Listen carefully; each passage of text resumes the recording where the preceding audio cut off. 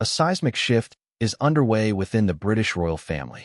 Prince William is reportedly contemplating a decision that could fundamentally alter the monarchy's structure, and the implications are extraordinary. When William ascends to the throne, as many as 6 royal family members may find themselves without their official titles. This sweeping reform is already generating considerable tension within palace corridors. The list includes Prince Harry, his children Archie and Lilibet, Princesses Beatrice and Eugenie, and perhaps most significantly, Prince Andrew, whose ongoing controversies continue to reverberate throughout the institution. This represents far more than typical royal intrigue. We're witnessing a potential wholesale reimagining of the modern monarchy's identity. Here at Royals Explored, we're examining the details of this developing situation and exploring why these changes could prove transformative. According to palace insiders speaking with the Daily Beast, Prince William intends to implement sweeping reforms upon becoming king. His strategy involves utilizing letters patent, an executive royal mechanism, to remove titles and His Royal Highness designations from non-working members of the royal family. This constitutional instrument requires parliamentary consent and would likely be enacted during the early phase of his reign as King William V. Royal commentator Tom Sykes reports that those within the prince's inner circle have been discussing these proposals extensively. The underlying principle is straightforward. Active service to the crown determines who retains royal honors. Consider first the Duke of York. Prince Andrew recently indicated his willingness to surrender his remaining titles, and William's initiative would formalize this transition.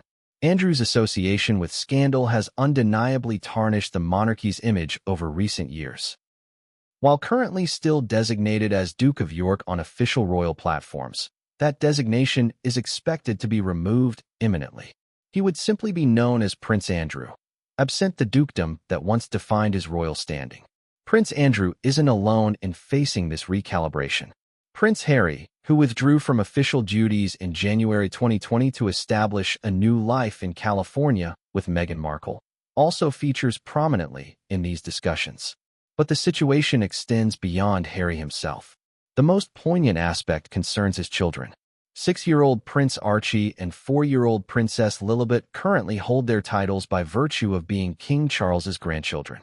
Under William's proposed framework, however, those designations would be rescinded. These young children, raised far from Britain's palaces and royal protocols, may eventually discover they're no longer considered prince and princess.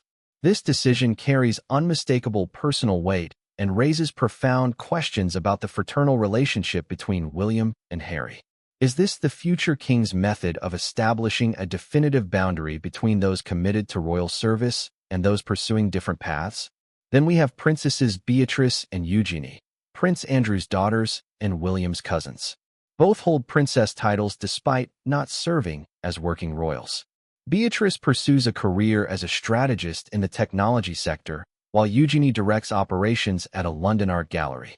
They maintain relatively private existences with professional lives independent of royal obligations, yet they too would lose their titles under this proposal. It bears mentioning that other royal cousins, including Zara Tindall and Peter Phillips, have never utilized prince or princess titles. William appears to be questioning whether Beatrice and Eugenie warrant differential treatment. Nevertheless, removing titles from one's own family members inevitably generates friction and discord. This type of reform has historical foundations. In 1917, King George V issued letters patent restricting the use of royal titles, establishing much of today's framework. His objective was streamlining the monarchy to focus on active contributors. William seems to be embracing similar reasoning, albeit in a considerably more personal and controversial manner. The modern monarchy faces relentless public examination, with every decision subject to intense debate. William understands that institutional survival requires evolution, and this may represent his most significant statement of intent. The implications are complex. Some will interpret William's plan as essential modernization. A more compact, focused royal family could prove more sustainable and accessible to contemporary society. Others may perceive it as harsh and divisive, penalizing relatives for situations largely outside their influence. How will Harry and Meghan respond to what they might view as yet another rebuke? Will Beatrice and Eugenie feel they're shouldering consequences for their father's transgressions? And critically, how will the British public react? The conversation is